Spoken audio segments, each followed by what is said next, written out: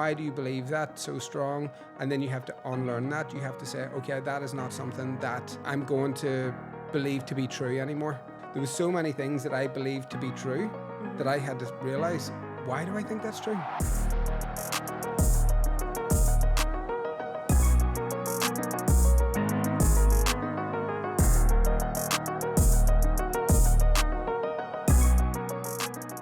Hi, and welcome to the Mindset and Marketing Podcast. I am your co-host for today, Matthew Toman.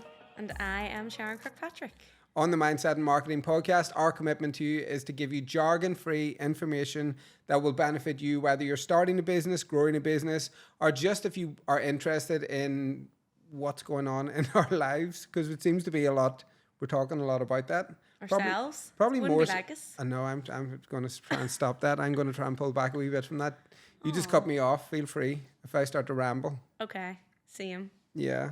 So how's your week been? What have you been up to? On that note of cutting each other off with like not talking about ourselves. How are you? What's going on with you first? Not a lot. Same old stuff, different day. You know, I was at my friend's for a birthday. It was her birthday, but it was like a house party.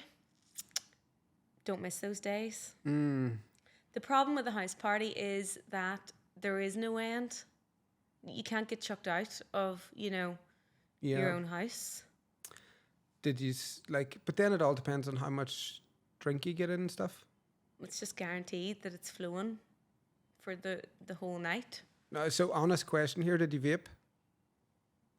Yes, I did have a vape. Did you? What have you been doing? Have you actually, so you're off them now, you're not doing them obviously? That's right, I haven't talked about this on the pod. Yeah, that's right. So what?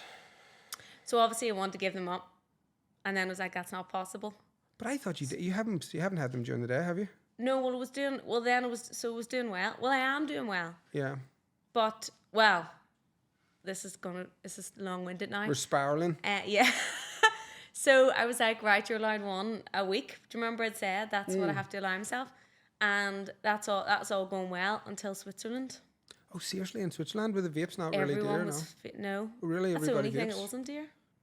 Everyone was vaping. Not everyone in Switzerland. Nobody in Switzerland. But all our crowd. I was going to say, nobody in Switzerland vapes. No. So I need to get back on track with that. Yeah, you'd be able to do it now. That's it. Yeah, one a week. That's why you were coughing then? I'm coughing because every time I come back from a holiday on a plane, I swear I have a cough for a week and a half. I don't know what it is because normally I don't get sick. It's not the vapes. Sure, we've been vaping forever. But you did have a cough towards the end of giving them up. Yeah, no, so that's why I should keep vaping. Clears your lung. Yeah. I'm joking. Well, I had a really good week. Well, good weekend. Daniel was over, obviously, so we got loads of work done. Out with friends for dinner, out with family, just doing all that kind of stuff. And then just the usual. I feel like I'm just repeating myself. It's boring, but it kind of has been. Are you just doing so many random things that can't be discussed, and that's the problem? I genuinely wish. Wish maybe a couple of things, but like for the most part, it's like I went out for dinner twice in the past week, right? One with Fernanda, the other one with Daniel and everybody, and it made me realize, like, whenever I'm in the States or whenever I'm traveling or all through the summer, I eat out like 3 meals a day. Nice. Right? I went out for dinner the other night and I was thinking, I haven't really done this. I've only been out like 10 times since I've been back. Yeah, going from 3 a day to 10, in like months is. Do you not miss it though? Like, did you feel good? Were you like, get me back on eating out more? I did enjoy it. I'm not going to lie, but the weirdest part was I hadn't even realized. I don't even realize until I'm telling you what I've done this week. Yeah. Honestly, like, other than that, I didn't even know. But I had like amazing food all weekend, and Belfast has brilliant food. Eating out is my favourite. I can't believe I don't eat out as much anymore. It's weird. Once I'm back on the road again, I will be every day, I suppose. Well, one, you're probably saving a fortune, and two, you were on kind of like this health kick thing. So, cooking the food in the house yourself, it's easier to kind of keep track of. I started with a personal trainer. I have to do check-in photographs, check-in calls, step calls, water, how much water I was drinking, which I drink a lot of water anyway, but I end up really, really accountability partner. It's been brilliant. Yeah. It's been really good. Counting my calories and macros, doing all that kind of stuff. That sounds like the worst thing ever to me. We'll just get out and we'll go for meals every day. That's my favorite thing. Well, I'm really enjoying the gym. I know I say I'm bored, but I really, really am enjoying it. Do you not find when you start having to share what you're eating and everything, then you realize, oh gosh, you actually forget what you've eaten? You're like, I haven't had food all day. And then you actually, if you wrote it all down, you'd realize, oh, right. I kind of eat the same foods now, apart from them whenever I go out, which hasn't been as much.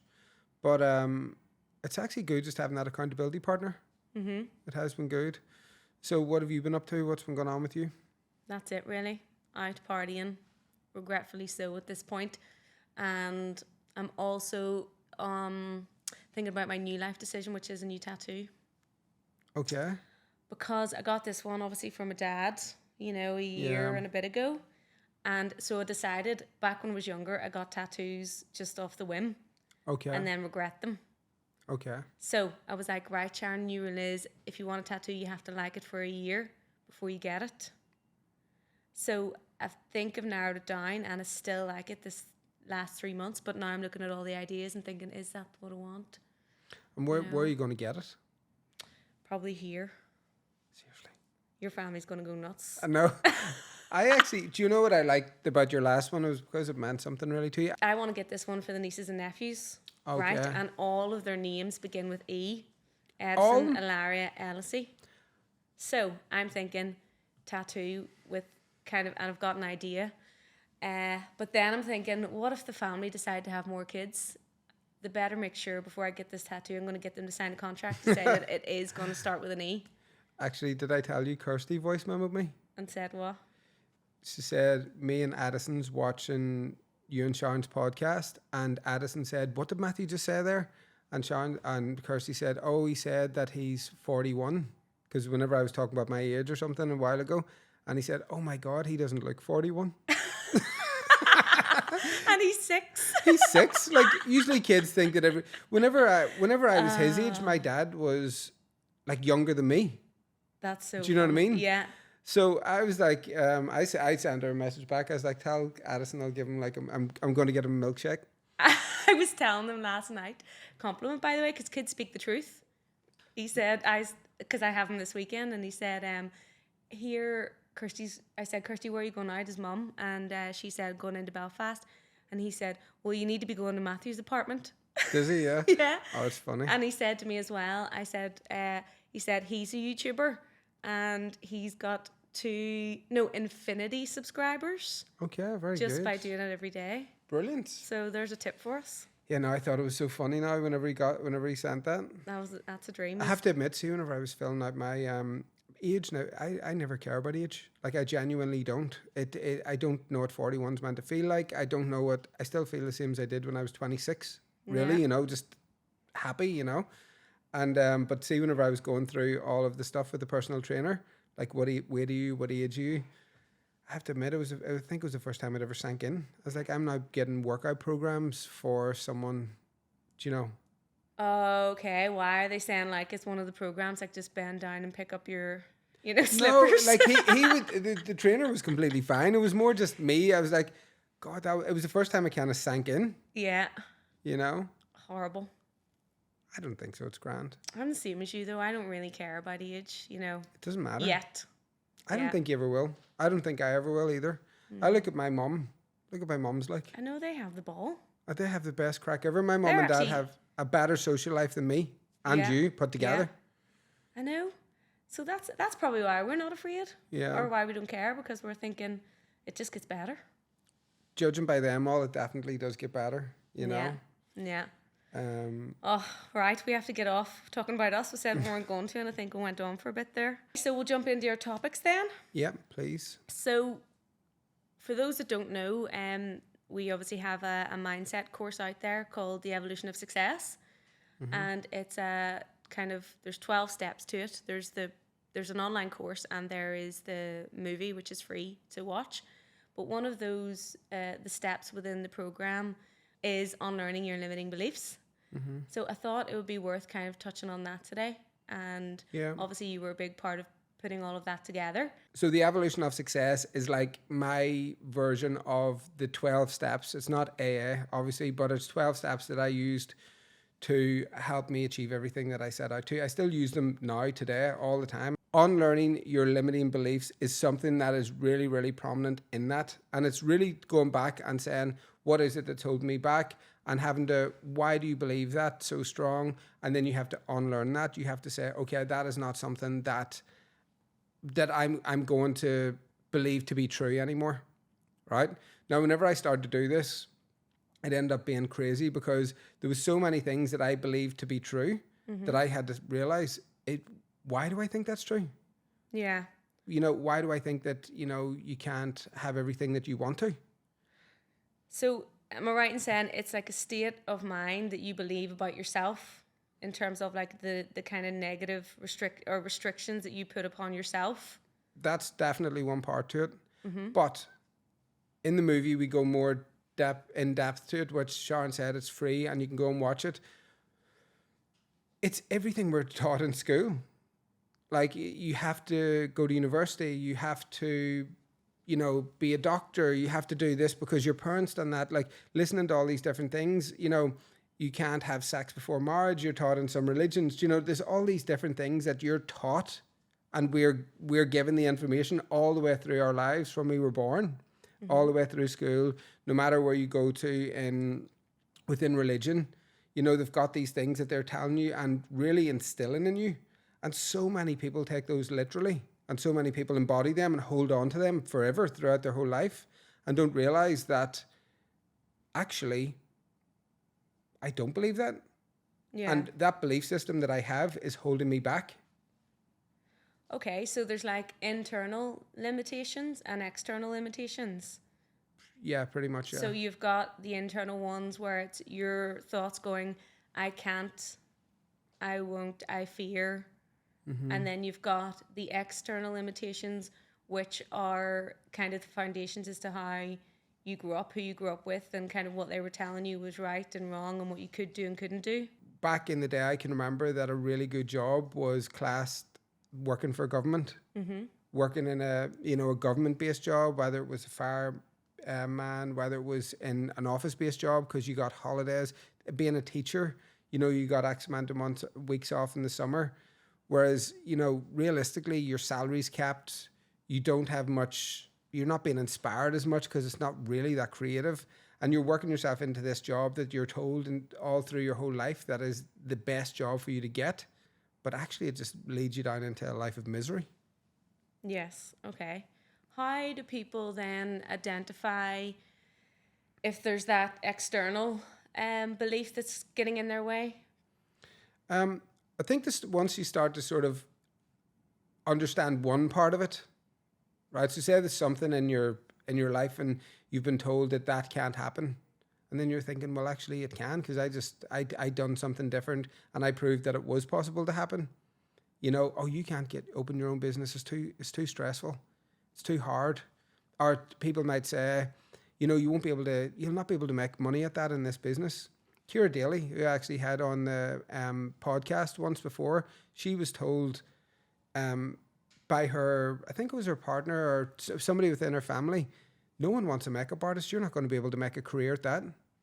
You know, she's not got her own brand. Her makeup's being sold all over the place. She's got her own academy teaching people how to become makeup artists. She's giving people careers, jobs, and so many things. But she was told wholeheartedly, no one's going to want to get their makeup done. But this was maybe 20 years ago, whenever it wasn't a thing. Yeah.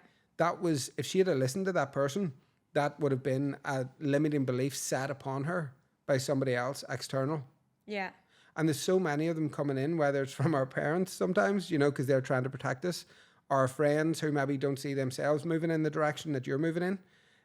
But they're constantly all around us, you know, and you got to be hyper aware of, is this a limiting belief that I've imposed on myself, or society has, or someone else has, or is this just something that I'm using as a distraction or maybe a procrastination tool to stop you from doing it? Yeah. It's a big one to tackle because, like you say, you know, there's so many factors that can impact it, but it is a huge one to talk about because the those impacts or what you're hearing or what you're thinking every day, you know, will affect the outcome of what you're able to then achieve, you know, in terms of the kind of internal thoughts, the limiting beliefs that way. I was looking into that a bit, and it said that we, like 95% of our thoughts, we repeat them daily. So 95% of them are the same things that we're saying over and over and over again to ourselves. So we keep repeating that those thoughts that we keep repeating become our beliefs. So then we actually believe those I can't, I won't, I shouldn't, I fear. So you think them, you keep repeating them, so then you believe them, and then whenever you keep believing them, they then become your reality. Yeah. And then that is why we are afraid to then step into trying something new, or, you know, be that meeting a new group of people, starting a new hobby, starting a new job, or going a different direction with your job. And I think, you know, those things are kind of super important for us all to kind of realize, because we all do it. Oh, like, I can't cook. That was a major one for me. Since the air fryer was created, I don't know if that's cooking. Well, I still have to like prep all the food, and I still have to season it, and, you know, make sure it's in for the right time, know that it's at the right temperature, that it's not going to give me food poisoning. But I had convinced myself for the majority of my life that I didn't like cooking, and I wasn't good at it. Yeah, and now look at you. Air fryer, cooking everything. What is it? Chicken, sweet potato, and broccoli. Well, I do other stuff. I can do other stuff as well, but I choose to just eat that. I do boil eggs as well, really well. In the air fryer? Well, you actually can. Aisling does that, but I don't. No. Apparently, you leave them in for 8 minutes and they're perfect. Yeah. But there you go. So and again, just on that, and I'm sorry for keep banging on about the gym, but I thought I couldn't do it. Thought I couldn't lift heavier weights. Thought I couldn't do squats. Like, that was what I told myself. I saw this video, and it was that all of your belief systems are pretty much set by the time that you're 8 or 10. So, for example, if somebody beat you at running in your class because they were faster than you, you might have told yourself that you're a bad runner. You don't like running. But maybe it was just that one experience that like had really stayed with you. I'm not good at football because you weren't good, because the people you were playing with that time were better than you, instead of like allowing yourself to upskill to be better at that. So they're saying that like a lot of your hardcore beliefs that you carry as an adult, like, was formed whenever you were a child. And they said one line, I don't know if it was on TikTok or I don't know who it was, it might come back to me, that they were like, I don't want the 5, 6, 7, 8, 9, 10-year-old version of me telling me what I can and can't do whenever I'm an adult. Which is valid. I thought that really landed. I was like, oh my God. It's so true. Yeah. But you're right as well, because they kind of are put on you too through other people, you know, in saying like, family, oh, don't know about that now, or I don't know you haven't about done that before, or I'm not sure. But I think family's trying to protect you though. Of course. Yeah. But then, I don't look at it like that. I'm like, stay out of my business. I'd be screaming. Of course they are, you know, but then at the same time, you probably take that on and go, aye, right enough. Yeah. And then either forget about it or, you know, look at something else to do. So, but when you said, though, I never really was thinking about it in terms of kind of the systems. I think that's a way to kind of describe it. You know, like, is that like religious? Is that like sexuality? Is that like, are they all like these beliefs that you can't, you know, that you were told? I had to go to, during school, I had to go to mass or church or whatever it was and say prayers, and whenever they read the scriptures out or read the Bible out, it was like, you know, there was some really positive things in there. Thou shalt not covet their neighbor. You know, all these things that are there that are good. You don't steal from somebody. You don't do this. You don't do that. But the restrictions around, you know, sexuality, you know, I always use you're not allowed to have sex before marriage. Why? What even is marriage? Like, look how many people even get divorced now. Do you know what I mean? There's all these things are held to like a really, really high regard, and then just washed away on the other side of it without even a second thought. Yeah. But we've lived our whole lives thinking that these holding these things in a really, really high value to be real, and have restricted people in certain capacities. You know, some religions are really strict on sexuality, which then spills into like the laws within the country, which spills into, you know, whether someone can travel there. There's so many different moving parts to it now, but it's all based around belief systems that are set. I think a lot from religion, actually. And then that's spilled out in through teachers, priests, politicians, and parents. I mean, I can definitely relate to that, you know, being the first gay in the family. Mm-hmm. You know, we obviously, our family grew up like real religious background. You know, everybody went to church, Christian, and Sunday school all the time, and then including me. And I think I went on Fridays and Sundays. So church was a big part of everything in our upbringing, which obviously was against, you know. But right, so they would have been teaching you that being gay is wrong. This exactly what I'm saying. You know, exactly. Yeah. So you had to unlearn that at some point. Well, that's what was reflecting on there. So I was thinking about that, because that's obviously what we were taught growing up as kids as well. Yeah. You know, through our family, because they had to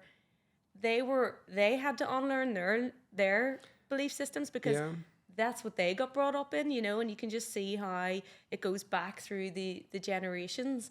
And for me then, because I was the first gay in the family, if you want, they hadn't had to deal with this before. Yeah. And for me as well, you know, I had those systems give me and also impacted then my internal beliefs. Yeah. You know, I can't be gay. Yeah, because then you question it. I can't marry a woman. I can't have a happy future with, you know, somebody who's not a man. Yeah. You know, and for just kind of going through that whole process, you know, it is obviously extremely scary and it's hard, but I think the way that you figure out whether or not it's worth it is, you know, whenever you look at kind of what you're being told or what you're thinking, is the thoughts that you're having and the plans moving forward, like, is it truthful or is it false? Like, is it fact that if you marry a woman, you're not going to have a happy future? Yeah. It's not actually fact. You know, that's a belief that somebody has. It's not fact. Yeah. And Neil Chamwani, who was in the Evolution of Success, he ended up being a mentor of mine. He's amazing, really good friend. He's the one that first taught me about unlearning your belief systems. And he had it where it was the 4 Ps. Listen, this is who you need to unlearn from. Oh, right. So he gave me the roadmap of who I need to be watching out for. Who is it? The politicians, standard, and because they constantly tell lies. The professors, which is our way for like school teachers, essentially, professors. The priests, which is like coming from religion. Mm-hmm. And then the last one was the parents. Oof. That was the 4 things that I had. So then I started to go, like, I was looking around me like that going, oh my God, what? And I started thinking about everything I was taught from all these people. It's so valid. It's a bit, being from Northern Ireland, putting like, you know, a priest and a parent in the same category is kind of intense. But at the same time, I do understand it, because you learn all of your lessons from these key figures who are so influential in your life. So it makes complete sense. I thought when you were saying the 4 Ps, the first 2 was going to be Pete and Patsy. I know. Your dad and uncle. I know, my dad and uncle. Actually, they come up with some good ideas. They give good advice, actually. I'd rather listen to them all day than any politician. Well, Pete's definitely not into the priests. Neither is my dad, but they definitely aren't. They would have listened to my granny and my granda. I think your parents are a big one, you know, as well. Like, you do listen to them. But then, you know, I guess I don't know what happened with me, and you must be the same, where even though they were telling us something, we knew what was good for us, though, outside of what they said. But do you not think we've now came back and started to, like, unlearn their own belief systems? What do you mean? I'm constantly saying to my mom and dad, do you not think that could be different? Or like we're doing it we're actually going the other way. Yeah. But I think all children do that. Like, I think all children grow up and then educate their parents. Well, because the world changes, doesn't it? Yeah. So it becomes a case where the kids become the teachers Yeah. to the parents, you know. But look, we could talk about this all day, because Yeah. it's huge. But look, the reason why would probably be brought up on this podcast is just to create a tiny bit of awareness on that. Just Yeah. be careful of what you're listening to, and it's more than likely not real. And that includes your own thoughts. That includes us.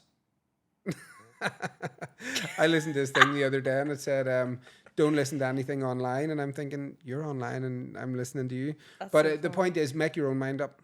Make Yeah. your own mind up, because, and that's what I'm saying now. I'm trying to get the balance where a lot of stuff that I've been watching is real, and I'm trying to figure out in my head, okay, what makes sense to me the most, and what is it going to look like where I just don't believe, where I get out of this way of not believing anything. Whenever I don't believe something, by the way, okay, I would say it to you, I would say it to Daniel, I'd say it We'll to never Anya, tell anyone. but I wouldn't. I'm not the type that goes online and tries to like enforce my opinion Yeah. of a certain situation onto somebody else. Yeah. Just us four. Just use for. Yeah, I know. And just one last thing on that as well is, look, if it is your internal thoughts, just keep an eye on looking out for the can'ts, I won't. Those know. words don't exist. Just get them out of your vocabulary. Look at it and say, you can't, okay, can you not? Because there is something that you can provide evidence to as to a reason why Yeah. you can't. And if that's not the case, that's a limiting belief. And just let's switch it up. I just actually, sorry for that noise on my phone, but That was powerful. And but yeah, I know, but sorry for ruining your last 2 seconds, right? 1 second, because I actually just seen this thing today where it was on Adam's story. I actually just took it. I thought it was funny. It was when they say you can't do it twice and take pics. we'll end on that. Yeah, that's that segment. Yeah. Very good. Okay, so what is the dilemma for today? So the dilemma I wanted to talk about today was something I was working through with one of my clients, something I had to do myself, and something that every single person in the world should do. You were actually doing it yesterday while you were doing this version of it. The question is, why? The question that was asked to me, why am I running out of my money? Why am I running out of money at the end of every month before payday? I'm sick of not having money in the last week of the month, right? And it's quite a big question, right? Because there's so many moving parts. How much money are you getting paid? What are you doing? But where every single person needs to start is by writing down, creating a budget, and figuring out exactly what it is they spend Yeah. every month. And is this a business or is this personal? Personal. It has to start with personal. Yeah. I was in my overdraft for years. Halifax, whenever I was 21, gave me a £15,000 sterling overdraft. I had 4 credit cards that amounted, I think, to 95,000. That I could have went and bought a house, cash, completely on credit card, cash, with my overdraft. And I didn't. I was like, one credit card was maybe $7,000. Never really went over that. My overdraft, because I had houses and rents were coming in, rents were going out, there was all these different things going on. It's kind of like it was a personal account, and then I had a business account with another overdraft. I had so much access to money, and thank God I didn't go too crazy into it. Now I did end up going bust in the end, right? But that was Suggest you went a bit crazy, but well, a lot of it. Yes, I did. I 100% did. I didn't. I wasn't educated enough. It wouldn't happen to me now yeah. because I have way more information. But there was in the middle of a housing crisis as well. It was 2008, 2012, like housing crisis. And I'd bought really with the equity. There was hundreds of thousands lost in equity, which was never really mine anyway, Yeah. But I didn't really understand that at the time. But how I got out of that was learning how to budget and really watching how much money I was spending every month, and was so hyper aware of money in, money out. Yeah. Because whenever I went bust, no one would give me a credit card. No one would give me an overdraft, and I only could work with the money that I earned. And then reality sets in. But in a way, that's good because that's how you want to be living, because like it's crazy how quickly you can get access to money now. You just go online, put in, say it was a loan, whatever you want, and like you can literally get £10,000 in your bank in a second. Yeah, we're not promoting that. we're forgetting about then, that's a quick fix. It's not a long-term solution. You're paying back 13,000 probably. You've got the interest on top of that, Yeah. and the chances are that you haven't budgeted that money to get you out of the situation that you're in. The chances are you're using that to buy something you maybe want, to cover a few bills, and then like one-offs where there's like a long-term plan there that needs kind of thought of. Otherwise, it's just going to rotate and grow because of the interest. I remember my first ever loan, and I didn't even look at interest. I didn't even know what interest rates were. I done that with a mortgage. That's disgusting. I was only 19 though. I was only 19. I near died. At the end of the year you get like your statement in. They're like, just a reminder, here's what your statements are, and you're like, how have I not paid more than this off when I've been paying X amount every month? I wanted to cry, and from the minute I got that statement, I was determined to clear it. Well, and it was also like, interest, I now know what you are. You're staying out of my life as much as possible. Oh yeah, 100%. That taught me like the hardest lesson. I was on unemployment, so I was getting €188 per week. No other job. Was living in Dublin, the most expensive city in the world. Luckily, in my previous job that I'd had whenever I was employed, I got tax back, I think about $6,000 or something, or $4,000. So that actually got me through loads. I was like winning the lotto. Yeah. Getting $4,000 back then was like winning. I was like, oh my God, I was so grateful for it because I had no money for rent or anything. Yeah. And then that went very fast because I was living in Dublin, and I had to really budget and make sure that I was making my money last, as long as it possibly could. And then I mastered budgeting then. I was like, that's it, I have to do this. So one of my friends, Stephen, he won't mind me saying this, whenever he lived in Dublin, he kept saying, why have I not got any money? I'm always broke. I was like, Stephen, how are you always broke? He worked 2 jobs. One was in the hospitality, and whenever he told me how much tips he was getting more tips than what I was getting, like in my week, And I was saying, how do you not have money? So I made him do a budget, same way I did. I said, like, follow this formula, write everything down. And I said, that's why you have no money. You're in like a €300 deficit every month. Yeah. And you're constantly going into your overdraft or credit card. And then whenever I had a movie he ended up moving to America, and I had a movie in one of the film festivals in California. And he ended up saying, I'm going to come down. He was living in San Diego. So he drove down to see the movie, hung around with us after. And he said to me, Matthew, you'll never believe, he now is loaded. He's now got his own real estate company, and he's got so much money. He pulled out the very first budget that we done out of his wallet. Like we done this little bit of cardboard, and said, I've still got this. Like that's how I'm able to function and live and have been able to build my business off budgeting, like understanding how much money I've got coming in and how much money's going out. And that's more important now than ever, because the price increases recently over the last couple of years since COVID have went through the roof. Now I know they've been there before, but in my time on this earth, this is kind of the worst I've seen it in terms of how quickly it increased. Yeah. So when you're used to, and you're nobody's salary's increasing that rate. No. So you're used to getting X amount in every month, and even as a business, you're used to bringing X amount in every month, but the costs to live and to run a business now have just jumped. Yeah. So if you're just trying to, continue on doing what you were doing for the last X amount of years, and it was working and you were on the line, well, I'm sure by now you've seen that you're below the line, because you need to sit down and budget again, because everything is so much more expensive. Yeah. Like I look back on like just my own personal bills. I'm just talking like house stuff, all the things, the daily things that you have to kind of, pay. And in the last 2 years, literally the bills have went up by 30+%. Wow. That's for things that we can't control. So then you have to look at your life and go, right, well, all those dinners that I love going out for every week, I can only do one now in a month. Yeah. Or whatever, to ensure that you're not kind of then falling below. And most people don't do that. Most people wait until, you know, they've got the overdraft, the safety of it, creep into it, creep into it, creep into it, got the credit cards, snap, snap, snap. Then you get to the end of those, and where do you go? Yeah, you're sort of in a hole. But even if you look at your budget, you have to be really honest with yourself. Like, how much am I spending? So if you're all the stuff you're honest with, and you're like, I've got my Ubers, you've got my, you know, my bills, I've got my rent, I've got my mortgage, I've got my thing.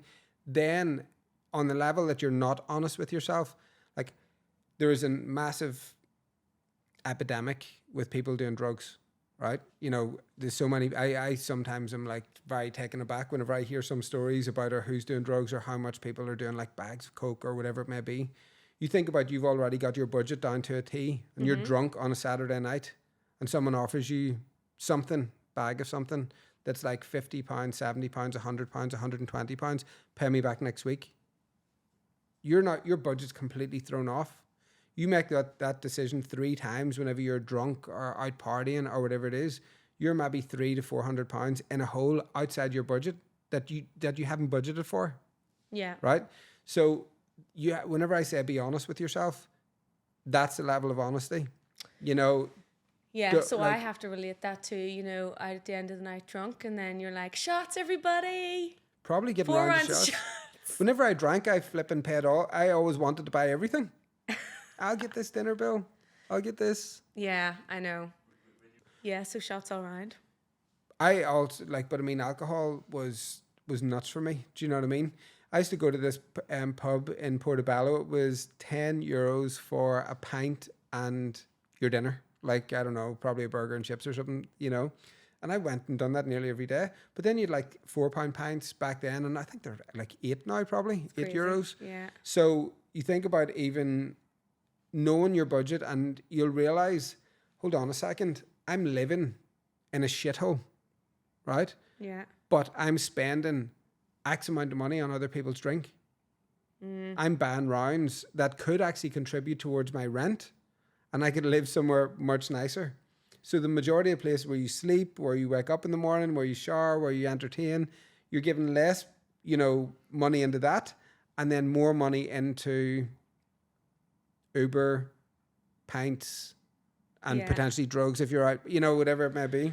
Do you know as well, you know, the way you used to, on a night out, you used to get your cash. It was most, you know. I know, yeah. So you always had to like go out, say you had like, I don't know, £100 for the night, and then you had to take the cash. You didn't really have a card, so you had what you had, and that was it. Yeah. There's no limit anymore. I know. And you don't you don't realize that you're actually spending money because you just tap all the time.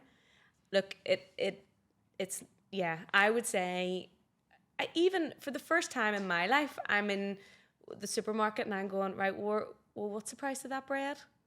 I was talking to someone the other day, and they were talking about the Nectar card and the Tesco card. Oh yeah.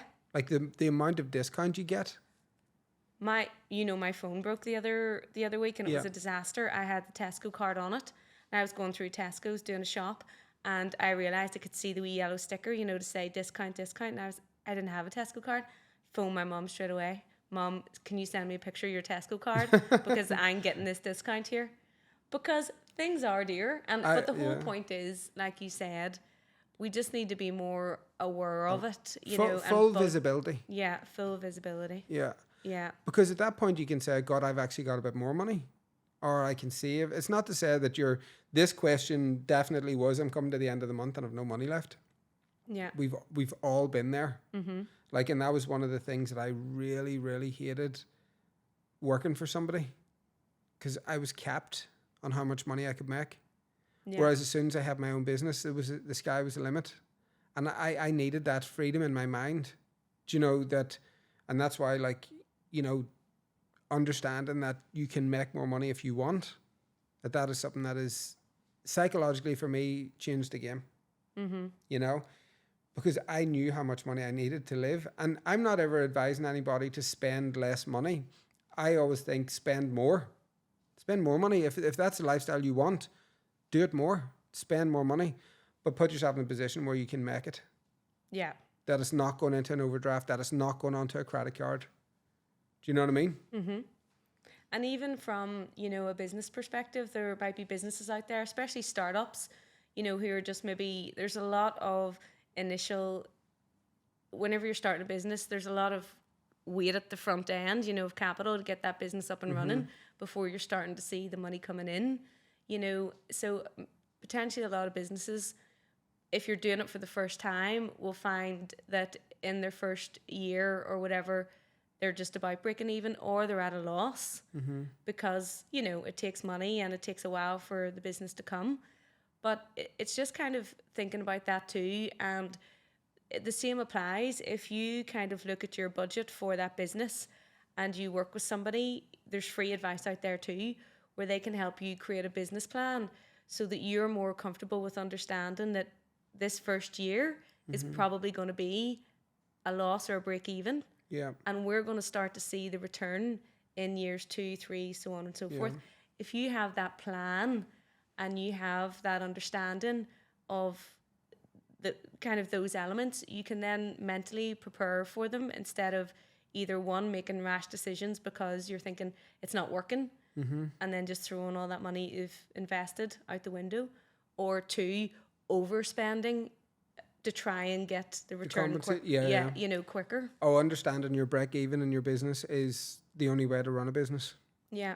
Understand your break even and like knowing that from the start, and your break even will go up as you start to employ, or you start to outsource, or you start to spend money on ads. Always adjust your break even as you start to employ. And I actually done the break even this morning again. I was just going through our break even just after last month. You know, you're like, okay, I've just done a month. Let me see what I spent last month. Let me do like our break even. And sometimes your break even goes down, you know. Well, we get it all the time in the agency because, you know, obviously whenever clients come to us and say, how can you help me online marketing, there's a million different things that we could be doing to help them, but they won't necessarily have the budget for all of those different things. Yeah. So we're quite clear that our job is to get them a return online, be that through leads, whatever, but it's the marketing efforts impact their top end. So for us, we're always asking our clients, you know, right, well, what marketing budget do you have? Is that affordable for you? And let's figure out what budget we can create for you now. Yeah. And what services we can provide that's going to help impact them the most at the best at that time. Yeah. What do you and need then next? Let's think about the future marketing activities when you get more budget, because there's no point throwing all of your budget at marketing and then there's no business to market in a few years' time because, you know, you haven't budgeted properly. Yeah, 100%. Yep. So that's it. Be honest with yourself. Keep on top of the figures. And it's constantly moving and constantly changing. Yeah, so don't just leave it. It's exactly so. And speak to a financial advisor if you're in debt with credit cards on a strategy to get yourself out of it. Yeah, it doesn't need to cut them up. Money is the most stressful thing in the world. So if you're feeling like that, you know, start talking to somebody and figuring out a plan as to how you can kind of get out of that, because there is going to be a way. Budgeting will help that. That's being the most stressful, because once you face it, takes all the stresses away, because you have control then, because you know exactly what it is that you need to do to get out of it. Yeah. Stop getting Ubers and stop getting so many takeaways. So why am I always running out of money every month? I know, as you're ordering another Chinese. Yeah. That have also went through the roof. I'm not surprised. I'm picking up Chinese for the family. It's like £60. Now there is a lot of us, but like it's a lot of food for that money, to be honest. But it's still like you would have thought that would have been like 40 or 35 or something a few years ago. Oh, 100%. Yeah. And because they know there's more demand for it, because less people are going to be eating out in the restaurants. Yeah, definitely. Know? So thank you so much for watching. That's us kind of wrapped up on today's podcast. Anything else you want to say before we sign off? No, I don't think so. Did it look like I was going to say something? No, I just had to like cut it short because I think we were going into a ramble again. Okay. Sorry for the rambling. And we will see you on the next one. Thank you so much again, and see you later. Thank you. Have a good weekend.